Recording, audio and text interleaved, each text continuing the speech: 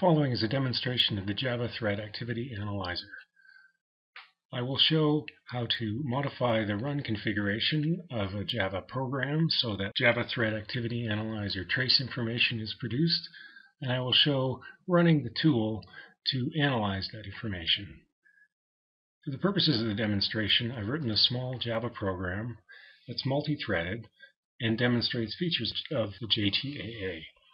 This is a simple producer-consumer program that consists of a main thread, which starts two threads. One, a producer thread, which produces resources onto a queue of limited length, and two, a consumer thread, which pulls resources off of that queue. The resources in this case are simply numbers that the consumer thread then prints out. Producer thread is started. The main thread pauses for 5 seconds, and then the consumer thread starts. The producer thread, as described before, simply queues integers onto a queue, but some pauses have been inserted into the program in order to demonstrate some features of the JTAA. First, we wait for 200 milliseconds when we enter the produce method, and then once we've acquired the lock on the resource queue, which is the data object that we use to synchronize the two threads, we queue the resource and wait 200 milliseconds.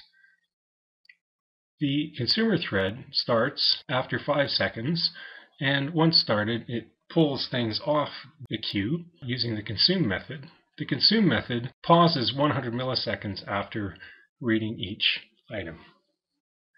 So I'll run the program now after showing how it's configured. The run configuration, in order to generate JTAA trace information, needs to be modified so that the VM arguments include an agent path or an agent argument.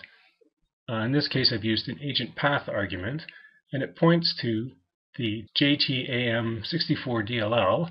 The 64 DLL is used because this is a 64-bit Windows machine. And then there's an option that's passed into the DLL which specifies where the trace information is to be written. So now that we've included that, we can run the program. It'll take a little while to run. And once the consumer thread starts, it will write out the numbers of the resources, and the monitor agent reports where the information was logged. Now with this information in hand, we can open up the Java Thread Activity Analyzer. I've written a small script that makes it a little bit easier to run the analyzer. This is simply a Java command line which takes the JTAA64 jar and runs it. Oops. So we've started the analyzer, and I will open a trace file. So here we have the view of a trace file.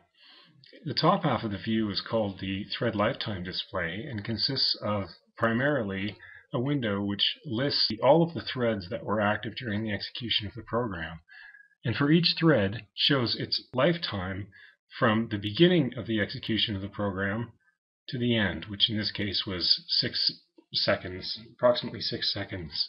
For each thread, the lifetime is shown by a colored bar, which is either white, indicating the thread was not alive at the time, green, indicating the thread was running or runnable, yellow, indicating that the thread was waiting to be notified by a particular object, red, meaning that the thread was blocked, waiting to gain access to a synchronized block of a particular object. The bottom half of the display shows the object activity table and shows the objects on which some synchronization activity in the thread view above occurred. In this case, there are 3 objects that were synchronized on. The top 2 are simply producer and consumer threads themselves. The main thread joins these threads, which requires a wait on the thread objects themselves. You'll see how they're used later on. The primary synchronization object is a linked list instance, and that's the queue on which resources are placed. We can see the columns that display the information for the particular run. The first column is the number of times some thread attempted to acquire access to a synchronized block on that object and failed because some other thread held the lock. The second column lists the amount of time spent waiting for the lock to be released, the threads that did have to wait. The next column is the number of waits, that is, the number of times a thread waited to be notified on a particular object, the total time waited until the notifications occurred, and the percentage of time spent waiting upon that particular object. These columns are all sortable by whatever increasing or decreasing order. Now, the upper view has a number of ways of filtering it. One way is through the thread filter, which threads are actually displayed in the lifetime display. In our case, we're interested only in, for example, threads that end in ER, which removes the main thread and one other thread from the view. A more important way of filtering the view is by time. Using the time selection gesture, which is simply clicking on the mouse and dragging to include the time that you're interested in, the view can be zoomed in to that particular area. We can see that the object activity view down below now displays information only for the linked list, which is the sole object on which synchronization activity occurred amongst the threads that are being viewed in the thread activity view over the period of time that they're being viewed. It's possible to emphasize a particular object by clicking on the checkbox on the left side of the row, and it will highlight in the thread activity view where that object was synchronized on. Furthermore, even if we unclick it, we can also choose to emphasize it by selecting a particular block, right-clicking and saying Emphasize Object. We can also examine the stack trace at the point where the particular activity occurred.